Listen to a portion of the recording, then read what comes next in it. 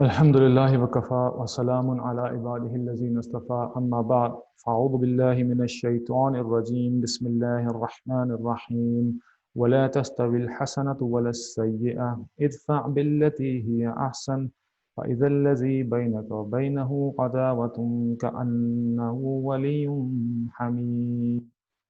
وما يلقاها إلا الذين صبروا وما يلقاها إلا ذو حظ عظيم وقال النبي صلى الله عليه وسلم المسلم من سلم المسلمون من لسانه ويده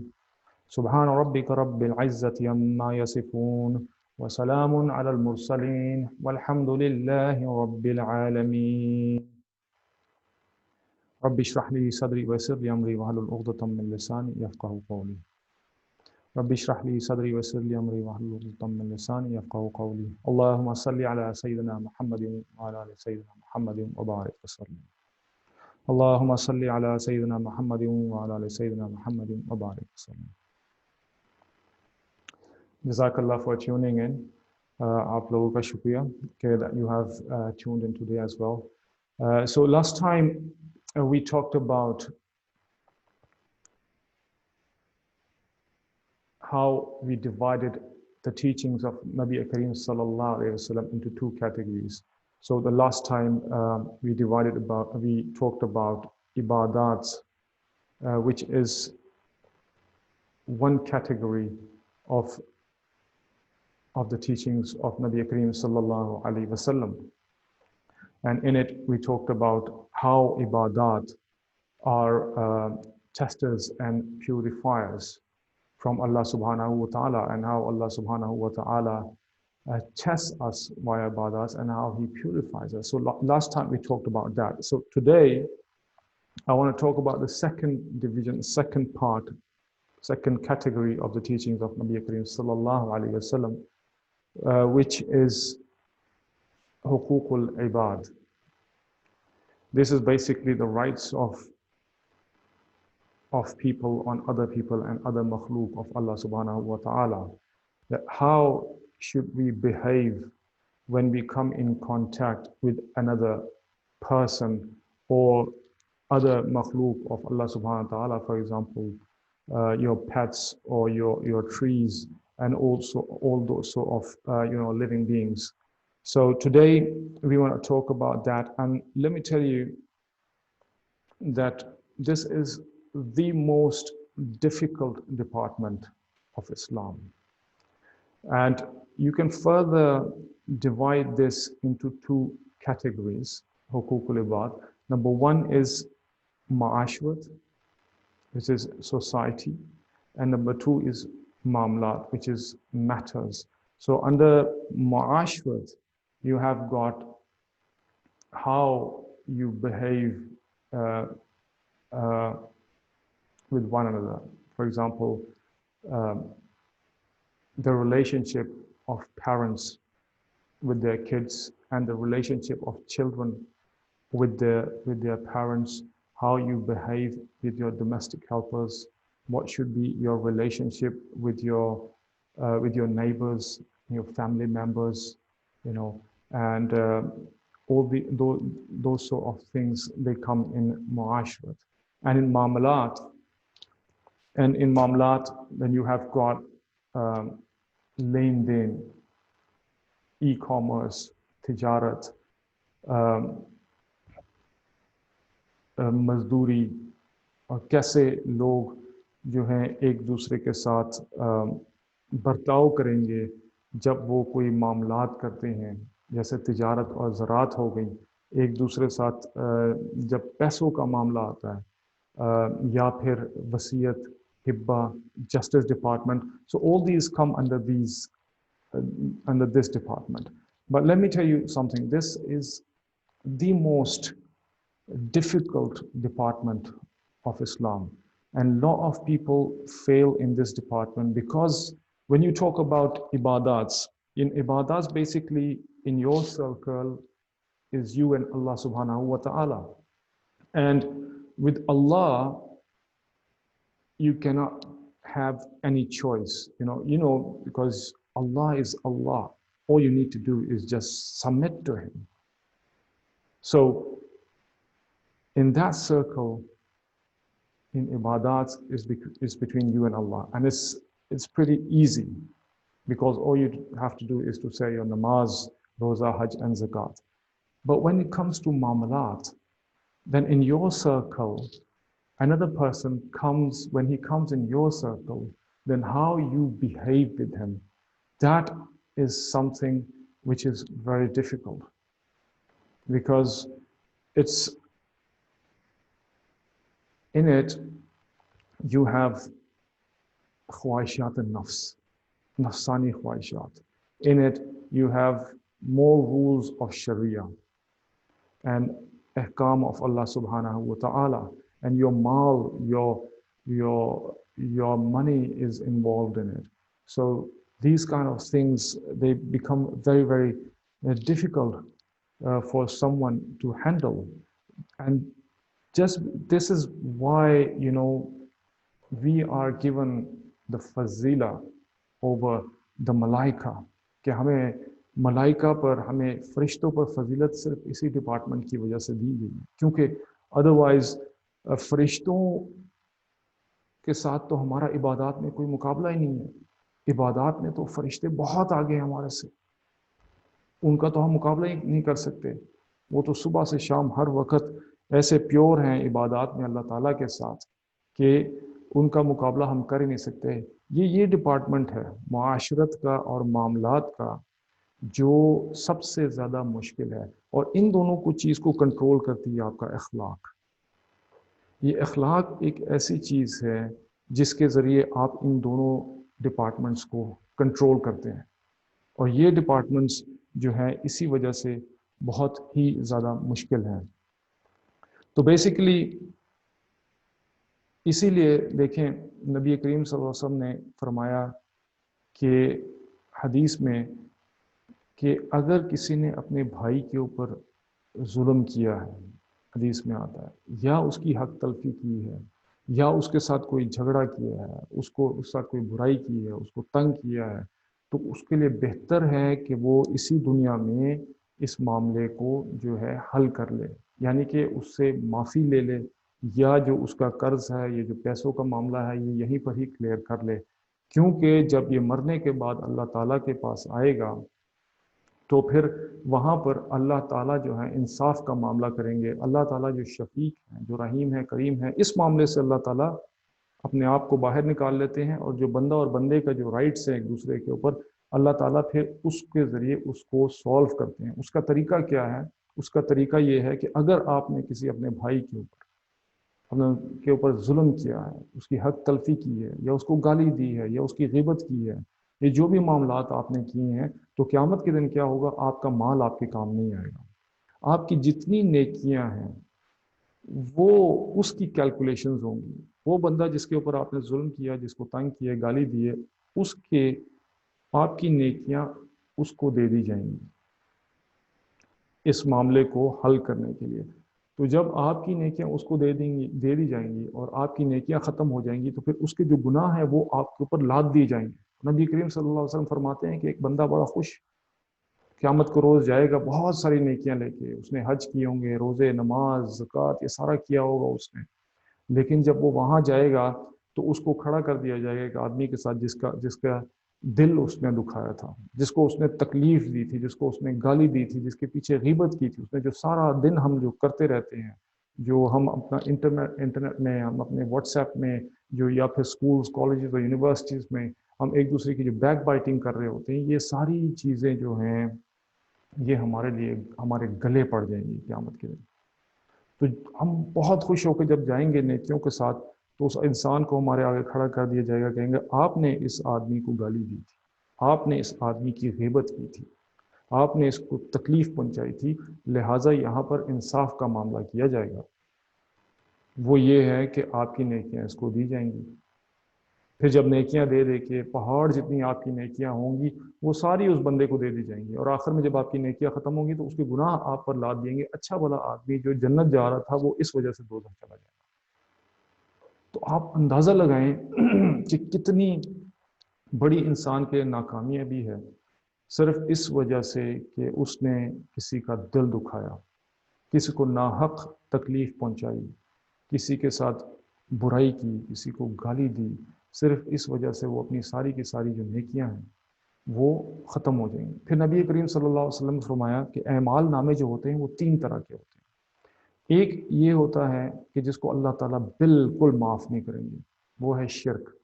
شرک میں یہ ہے کہ اللہ تعالیٰ قرآن مجید میں فرماتے ہیں کہ یہ ایک ایسا گناہ ہے جس کو میں کبھی اور ہرگز ہرگز معاف نہیں کروں گا۔ اور پھر دوسرا یہ ہے کہ جو بندے کا بندے کے ساتھ معاملہ ہوگا، حقوق العباد، اس میں اللہ تعالیٰ جو شفیق ہیں، جو رحیم ہے، کریم ہے، وہ اس سے باہر آ جائیں گے، اور اس میں جو ہے انصاف کا معاملہ ہوگا جو میں نے آپ کو بتایا۔ اور تیسرا اعمال نامہ یہ ہے کہ جو اللہ اور اس کے بندے کے درمیان میں ہے، اس میں اللہ تعالیٰ کی مرضی ہے، اللہ تعالیٰ چاہے معاف کر دیں، چاہے اس کو سزا دے دیں۔ تو یہ اعمال نامے 3 طرح کے ہیں، جس میں انسان جو ہے جس کے ساتھ اس کے سوال جواب ہوں گے۔ So these days we use, there are different communication methods. For example, WhatsApp, for example, letters, emails, sign languages, all these are ways of communication. But the most effective way of communication is via your tongue. یہ زبان کی جو communication ہے، انسان جب کسی سے communicate کرتا ہے تو یہ سب سے زیادہ افیکٹو ہوتی ہے، اور یہ اتنی افیکٹو ہوتی ہے کہ یہ انسان اس کی وجہ سے دنیا کو کانکر کر سکتا ہے، اور اسی کی وجہ سے انسان ذلیل ہو سکتا ہے، اور اسی کی وجہ سے نبی کے وسلم کہ ایک بول کی وجہ سے انسان جنت میں جا سکتا ہے اور ایک بول کی وجہ سے انسان دوزخ میں جا سکتا ہے۔ دس از ہاؤ پاورفل یہ زبان انسان۔ حضرت ایک حدیث ہے، حضرت سید خدری رضی اللہ عنہ کی، فرماتے ہیں کہ نبی کریم صلی اللہ علیہ وسلم نے فرمایا کہ ہر صبح انسان کے جتنے آرگنز ہوتے ہیں وہ زبان سے معافی مانگتے ہیں، کہتے ہیں کہ دیکھو آج تم نے ٹھیک رہنا ہے، اگر آج تم ٹھیک رہی تو ہم بھی سارا دن ٹھیک رہیں گے، ہم بھی اللہ کے امان میں آئیں گے، حفاظت میں آئیں گے۔ تو یہ زبان اتنی خطرناک چیز ہے کہ جس کی وجہ سے انسان جو ہے پرابلمس میں پڑ جاتا ہے۔ اس لیے نبی کریم صلی اللہ علیہ وسلم نے فرمایا، تعریف کی بلکہ انسان کی ڈیفینیشن بتائی، وہ یہ ہے کہ المسلم من سلم المسلمون من لسانہ، کہ مسلمان وہ ہے جس کی زبان اور ہاتھ سے انسان کسی دوسرے انسان کو تکلیف نہ ہو۔ تو پہلے نبی کریم صلی اللہ علیہ وسلم نے زبان کا ذکر کیا اور پھر ہاتھ کا ذکر کیا۔ حالانکہ اگر آپ دیکھیں تو آپ کسی کو تکلیف دیتے ہیں تو اس کو زبان سے، اس کو ہاتھ سے زیادہ تکلیف ہوتی ہے۔ جب آپ کسی انسان کے سامنے ہوتے ہیں تو اس کو آپ پنچ کرتے ہیں، اس کو مکہ مارتے ہیں تو اس کو زیادہ تکلیف ہوتی ہے، لیکن نبی کریم صلی اللہ علیہ وسلم نے زبان کو پہلے رکھا۔ اس کی وجہ یہ ہے کہ زبان ایک ایسی چیز ہے کہ انسان بے شک سامنے ہو یا نہ ہو، انسان امریکہ میں بیٹھا ہوا ہے، آپ یہاں پر بیٹھ کے آپ اس کا دل دکھا سکتے ہیں۔ انسان فوت ہو گیا ہوا ہے، اس کی روح کو آپ تکلیف پہنچا سکتے ہیں اس کی غیبت کر کے۔ یہاں پر آپ بیٹھ کے ایک انسان 7 سمندر پار بیٹھا ہوا ہے، you start backbiting about that person, you hurt his feelings۔ یہ زبان کی تکلیف جو ہے یہ ایسی تکلیف ہے جس کی وجہ سے انسان کا سامنے ہونا ضروری نہیں ہے۔ ہاتھ کی تکلیف اور ہاتھ کا جو کسی کو تکلیف پہنچانا ہے وہ تو پھر بھی ہیل ہو جائے گا، لیکن یہ زبان سے جب آپ کسی کو تکلیف پہنچاتے ہیں تو یہ اتنی سخت ہوتی ہے کہ یہ سالوں سال یہ ختم نہیں ہوتی، انسان کو ڈپریشن میں ڈال دیتی۔ اس کے پیچھے وجہ کیا ہوتی؟ اس کے پیچھے ایک بہت ساری بیماریاں ہوتی ہیں جو انسان کے پیچھے اندر ہوتی ہیں، جیسے بغض، کینہ، حسد، غصہ۔ یہ ساری چیزیں جو ہوتی ہیں یہ زبان کے ذریعے ٹرانسلیٹ ہو کے باہر آ رہی ہوتی ہیں۔ اکثر جو اس کے پیچھے جو ہوتا ہے وہ غصہ ہوتا ہے، جو انسان اپنی زبان سے غصے میں ایسی ایسی باتیں کر جاتا ہے کہ اگلے انسان کو تکلیف ہوتی ہے، یا پھر حسد ہوتا ہے جس کی وجہ سے انسان غیبت کرتا ہے۔ There's a little story about this snake who enters a shop۔ ایک دکان میں وہ گھستا ہے جو بند ہوتی ہے، تو کسی لوہار وغیرہ کی دکان ہوتی ہے، تو جب وہ रेंगता हुआ वो अंदर जब जा रहा होता है तो दुकान के अंदर एक एक आरी पड़ी होती है। तो जब आरी के करीब से वो गुजरता है तो आरी जो है उसको कट लग जाता है उसकी उसकी स्किन पे। जब उसको कट लगता है तो वो समझता है कि मुझे जो है किसी ने हर्ट किया है। तो उसमें उसको गुस्सा चढ़ता है और वो गुस्से में पीछे मुड़ के उसको जो है ना बाइट करता है, उसको डंक मारता है। और वो सीधा आरी पे जब डंक मारता है तो उसके मुंह में जब आरी लगती है तो खून खून हो जाता है। तो उसको अभी उसकी जो जो गुस्सा होता है सांप का, वो अभी ठंडा नहीं हुआ होता। वो क्या करता है, उस आरी के गिर्द अपने आप को लपेटता है, जैसे सांप अपने दुश्मन को लपेटता है ऐसे लपेट के वो उसको टाइट करना शुरू कर देता है। वो टाइट करता जाता है उसको। सुबह जब होती है तो मालिक मकान वो जो शॉपकीपर होता है दुकान खोलता है और आके देखा एक सांप है जो जो आरी के साथ लिपटा हुआ है और मरा पड़ा हुआ है। मतलब आरी ने ही उसको चीर के रख दिया।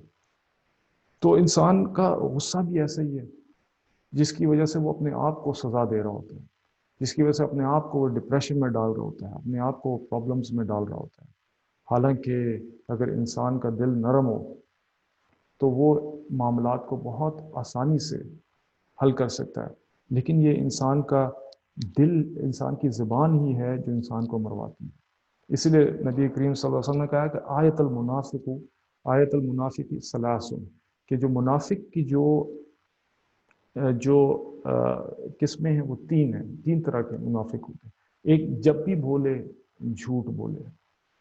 ठीक है ना। और दूसरा है कि जब भी वो वादा करे तो वादा खिलाफी करे,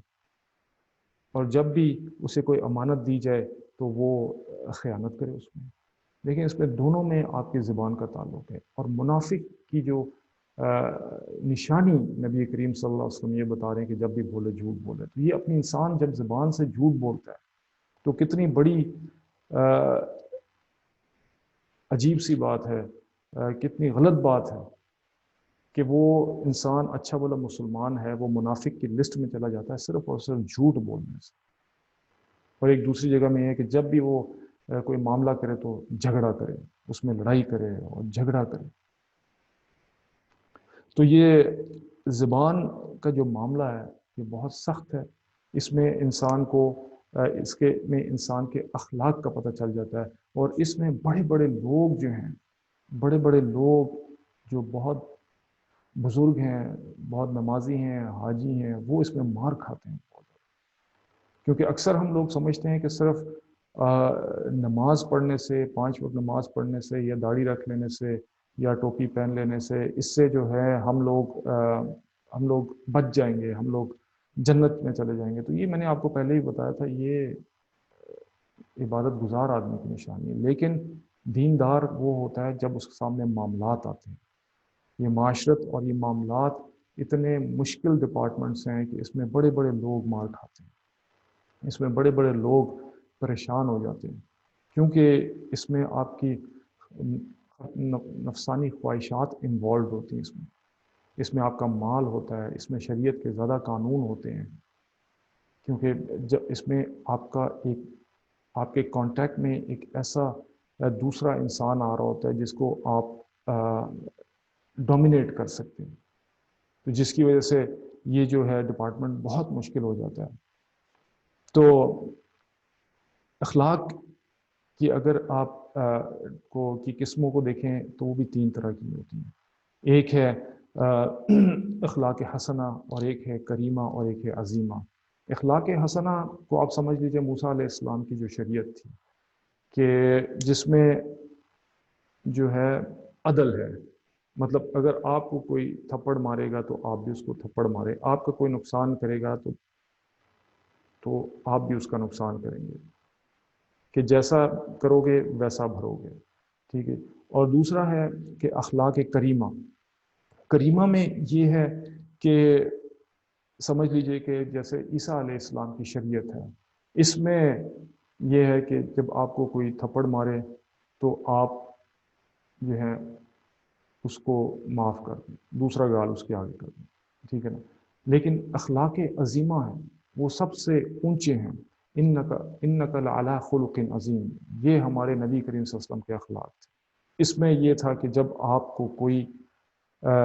نقصان پہنچائے، آپ کو جب تھپڑ مارے تو آپ صرف معاف ہی نہ کر دیں بلکہ اس کے اوپر احسان کر دیں، آپ اس کے اوپر احسان کریں۔ یہ اخلاق کی سب سے جو ہے اونچی جو ہے اونچا درجہ ہے جو ہمارے نبی کریم صلی اللہ علیہ وسلم کا تھا۔ تو اس میں ایک واقعہ ہے بڑا جس سے ہم بہت سیکھ سکتے ہیں، وہ یہ ہے کہ حضرت حسن بن علی رضی اللہ عنہ، حسن بن علی رضی اللہ عنہ کا واقعہ ہے کہ وہ ایک دفعہ کھانا کھا رہے تھے تو ان کا غلام آتا ہے، غلام آ کے جو اس کے ڈش تھی جو ہاتھ میں گرم تھی وہ ان کے اوپر غلطی سے گر جاتی ہے، تو انہوں نے غصے سے ذرا ان کو دیکھا، تو غصے سے دیکھا تو غلام جو تھا ان کا وہ بھی آخر نبوت کے گھر کا تھا، اس نے فوراً قرآن کی آیت پڑھی وَالْكَاظِمِينَ الْغَيْظَ، کہ جن لوگوں کو جو نیک لوگ ہوتے ہیں ان کو جو غصہ نہیں ہوتا، تو ایک دم انہوں نے حضرت حسن رضا نے اپنی جو ہے نظروں کو جھکا لیا، پھر اس نے دوبارہ آیت پڑھی وَالْعَافِينَ عَنِ النَّاسِ، کہ وہ جو لوگ ہوتے ہیں ان کو معاف کر دیتے، تو انہوں نے غلام کو کہا جاؤ میں نے تمہیں معاف کر دیا، پھر انہوں نے کہا کہ واللہ یحب المحسنین، آگے سے پھر اس نے آیت پڑھی کہ جو احسان کرنے والے جو ہوتے ہیں نا، جو نیک لوگوں کو احسان کرنے والے ہیں، تو اس نے کہا، انہوں نے کہا کہ حضرت حسن رضی اللہ عنہ نے فرمایا کہ جاؤ میں نے تمہیں معاف کر دیا۔ تو کیسے دیکھیں ایک غصے کو جب انہوں نے جب قرآن کو سنا تو سننے کے بعد ان کا غصہ جو ہے ٹھنڈا پڑ گیا۔ تو یہ آپ کے اخلاق ہیں جو انسان کی پرسنالٹی کو بتاتے ہیں کہ کس طرح انسان جو ہے لوگوں کے ساتھ بیہیو کرے، اپنے دوستوں کے ساتھ بیہیو کرے، اپنے ماں باپ کے ساتھ بیہیو کرے اور جانوروں کے ساتھ بھی بیہیو کرے۔ آپ دیکھیں ایک اونٹ نے نبی کریم صلی اللہ علیہ وسلم کو شکایت کی اور اونٹ نے بتایا کہ جی میرا مالک مجھے باندھ کر رکھتا ہے، مجھے کھانا نہیں دیتا، پینا نہیں دیتا۔ نبی کریم صلی اللہ علیہ وسلم نے سخت ناراضی کا اظہار کیا۔ نبی کریم صلی اللہ علیہ وسلم نے فرمایا، اس کے مالک کو بلوا کے کہا کہ تم نے اس اونٹ کے ساتھ زیادتی کیوں کی؟ آپ خود سوچیں کہ ایک اونٹ بھی آ کے رو کے نبی کریم صلی اللہ علیہ وسلم کے پاس آ کے وہ شکایت کرتا تھا کہ میرے مالک جو ہیں مجھے باندھ کر رکھتے ہیں، مجھے تکلیف پہنچاتے ہیں۔ تو یہ اخلاق جو ہے انسان کے ایک ایسی چیز ہے جس کی وجہ سے انسان یہ جنت اور دوزخ کا بھی فیصلہ ہوتا ہے۔ آپ دیکھیں نبی کریم صلی اللہ علیہ وسلم کے اوپر ایک ایسا وقت آیا جو بڑا تکلیف دہ تھا، جو بہت زیادہ تکلیف دہ وقت تھا، جب منافقوں کا جو سردار تھا عبداللہ بن ابی سلول، اس نے حضرت عائشہ رضی اللہ عنہ پر تہمت لگائی، بہت بڑی اور بہت غلط بات کی انہوں نے جب تہمت لگائی ان کے اوپر، تو نبی کریم صلی اللہ علیہ وسلم کو پتہ بھی تھا وہ بہت آسانی سے اس آدمی کو قتل کروا سکتے تھے، اس کو مار سکتے تھے، لیکن جب نمبر پر آتے اور نبی کریم صلی اللہ علیہ وسلم اتنے ان دنوں میں غم زدہ تھے اور حضرت ابوبکر رضی اللہ عنہ بھی اتنے زیادہ غم زدہ تھے کہ نبی کریم صلی اللہ علیہ وسلم جب نمبر پر آتے اور آتے تو کہتے کہ دیکھو کچھ لوگ جو ہیں مجھے اور میرے گھر والوں کو تنگ کر رہے ہیں، بس اتنا کہتے تھے۔ اب آپ خود سوچیں کہ نبی کریم صلی اللہ علیہ وسلم عرب کے بادشاہ تھے، سزا دے سکتے تھے بہت آسانی سے، لیکن نبی کریم صلی اللہ علیہ وسلم نے اتنا ان کے اندر صبر تھا،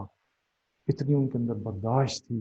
کہ نبی کریم صلی اللہ علیہ وسلم نے بس صرف آ کے یہ کہا کہ دیکھو کچھ لوگ جو ہیں مجھے اور میرے گھر والوں کو تکلیف پہنچاتے ہیں۔ مطلب یہ نبی کریم صلی اللہ علیہ وسلم کا معیار تھا، نبی کریم صلی اللہ علیہ وسلم کا حلم تھا اور برداشت تھی، اور یہ ان کا اخلاق تھا لوگوں کے ساتھ کہ کس طرح نبی کریم صلی اللہ علیہ وسلم نے اس معاملے کو برداشت کیا۔ تو اکثر ہماری بھی زندگیوں میں ایسے معاملات آتے ہیں، بلکہ روزانہ آتے ہیں، جس میں ہم لوگ اپنی زبان کو غلط طریقے سے استعمال کرتے ہیں، جس سے کسی کو تکلیف ہو جاتی ہے، کسی کو دکھ دے سکتے ہیں، کسی کو برائی کر سکتے ہیں۔ یہ ساری چیزیں جو ہیں ہمارے اندر بھی ہوتی ہیں، لیکن بات یہی ہے کہ اس میں جو جو کی ہے وہ یہ ہے کہ جب انسان کے اندر یہ چیزیں ہیں تو صبر کرے، انسان برداشت کرے اور اس سچویشن سے اپنے آپ کو دور کرے، اس سچویشن سے اپنے آپ کو باہر نکالے، تاکہ یہ چیز بڑھے نہ اور یہ جھگڑے میں نہ جائے۔ آج کل ہمارے گھروں میں اور سکولز میں، کالجز میں، باہر آفیسز میں، ہر جگہ یہ زبان ہی ہے جس کی وجہ سے آپس میں جھگڑے ہوتے ہیں، لڑائی ہوتی ہے، جھوٹ بولا جاتا ہے، غیبت کی جاتی ہے۔ اس لیے نبی کریم صلی اللہ علیہ وسلم نے فرمایا کہ تم اگر اس زبان کی گارنٹی دے دو تو میں تمہیں جنت کی بھی گارنٹی دے دوں گا۔ تو اس زبان کی وجہ سے ہی انسان کے اخلاق کا پتہ چلتا ہے اور یہ جو حقوق العباد کا جو ڈپارٹمنٹ ہے، یہ سارا بیس آپ کی زبان کے اوپر کرتی ہے کہ آپ کس طرح کسی کے ساتھ ڈیل کرتے ہیں، کسی کے ساتھ بہیو کرتے ہیں۔ حضرت معاذ رضی اللہ عنہ کی بہت طویل حدیث ہے جس میں انہوں نے فرمایا، یا نبی کریم صلی اللہ علیہ وسلم کہ مجھے کوئی ایسا طریقہ بتا دیں جس میں میں جنت میں چلا جاؤں۔ انہوں نے کہا یہ تو تم نے بہت بڑی بات کر دی۔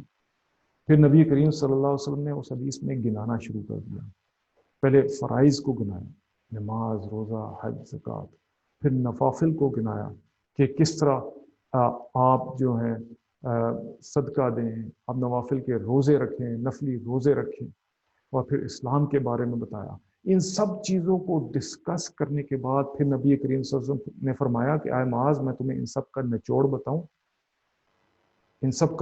کو آپ ملا کے اس کا جو جوس نکلے گا وہ میں آپ کو بتاؤں۔ انہوں نے کہا یا رسول اللہ بتائیں۔ تو انہوں نے اپنی زبان کو پکڑا، کہتے ہیں اخذ بلسانہ، کہ اپنی زبان کو نبی کریم صلی اللہ علیہ وسلم پکڑ کے کہتے ہیں یہ اس کو قابو میں رکھو، اس سے بچو۔ مطلب انہوں نے کہا کہ یا رسول اللہ زبان کی وجہ سے؟ کہتے کہ اوہ تمہاری ماں روئے۔ عرب میں کلام ہوتا تھا یہ، کہتے ہیں کہ بھائی کیا بات کر رہے ہیں آپ؟ کہتے ہیں اس زبان کی وجہ سے ہی انسانوں کو ناکوں کے بل گھسیٹ کر جو ہے دوزخ میں ڈالا جائے گا۔ تو یہ کتنی جو ہے انسان کے لیے دیکھیں ناکامیابی ہے کہ وہ سمجھ رہا ہے کہ میں نماز بھی پڑھ رہا ہوں، میں روزہ بھی رکھ رہا ہوں، میں حج بھی کر رہا ہوں، میں زکوٰۃ بھی پڑھ رہا ہوں، میں روزانہ قرآن بھی پڑھتا ہوں، میں سب کچھ کرتا ہوں، اور اپنے دل میں اس نے امید بنائی ہوئی ہے کہ دیکھو میں تو جنت میں جاؤں گا، دیکھو میں نے تو اپنا جو ہے الحمدللہ اچھا میں اپنا معاملہ کر رہا ہوں جس کی وجہ سے میں جنت میں جاؤں گا، لیکن ادھر وہ لوگوں کو تکلیف دے رہا ہے۔ دیکھیں صحابہ اکرام رضی اللہ عنہم نے کیا پوچھا، نبی کریم صلی اللہ علیہ وسلم کہ یا رسول اللہ ایک عورت ہے جو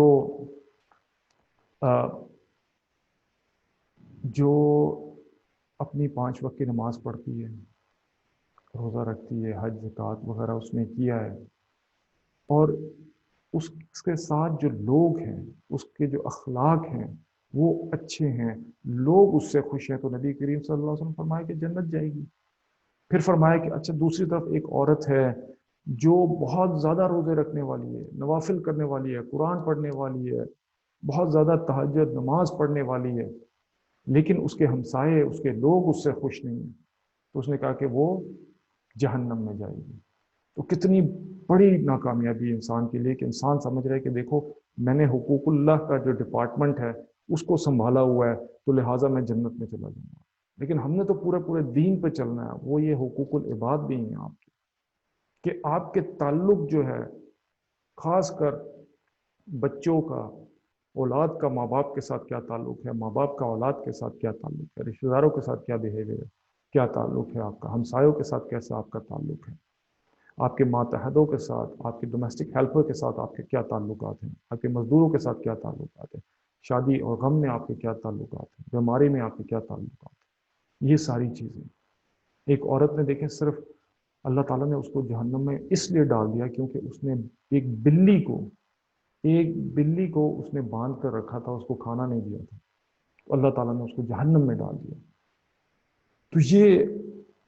ہمیں سوچنا چاہیے۔ نبی کریم صلی اللہ علیہ وسلم کے ساتھ ایسے واقعات ہوئے کہ ان کی بہت بڑی لسٹ ہے اور ان کا بیہیویئر پتہ چلتا ہے۔ ایک زید بن ثنا ایک یہودی عالم تھا، اس نے آ کے نبی کریم صلی اللہ علیہ وسلم کے ساتھ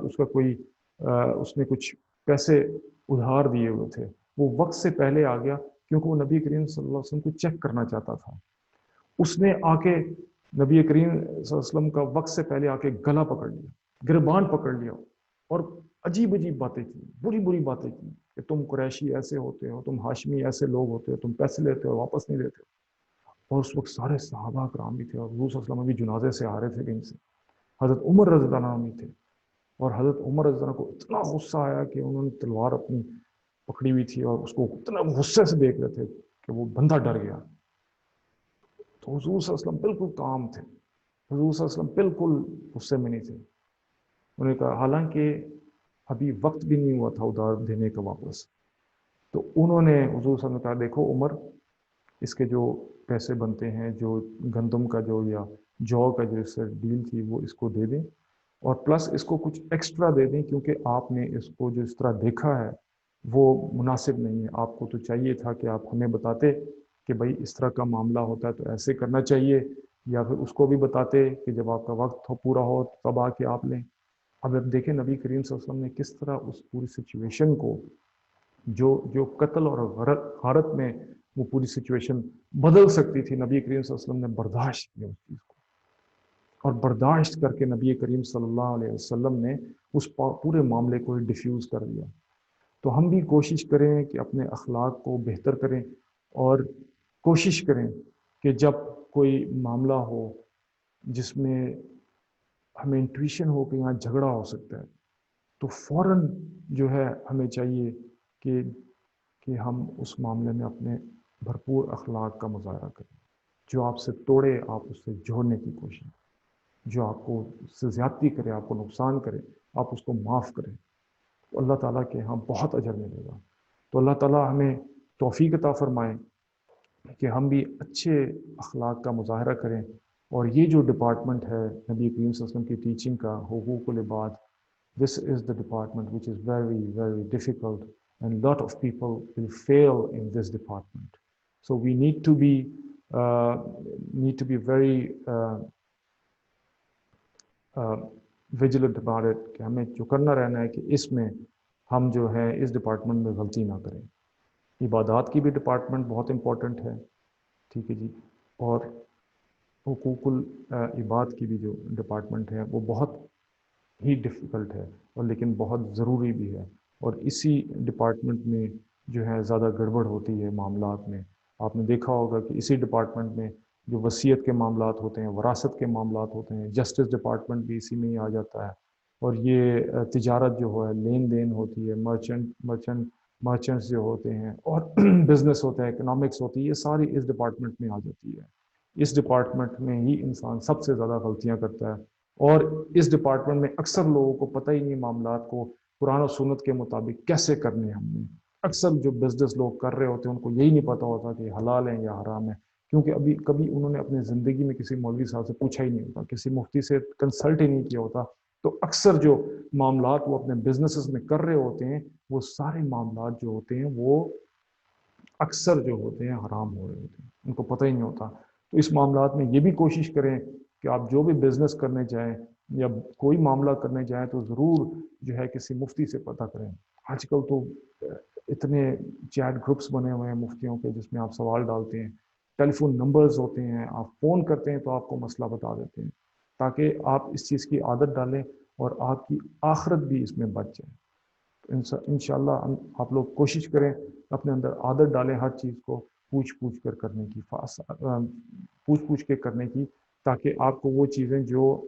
دین کے بارے میں نہیں پتہ، جس کو یا آپ سمجھتے ہیں کہ شاید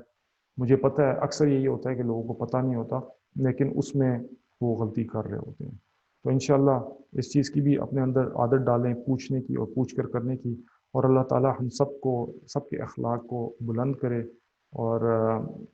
لوگوں کے ساتھ اچھا برتاؤ کرنے کی توفیق عطا فرمائے۔ وآخر دعوانا الحمدللہ رب العالمین۔ السلام علیکم ورحمۃ اللہ وبرکاتہ۔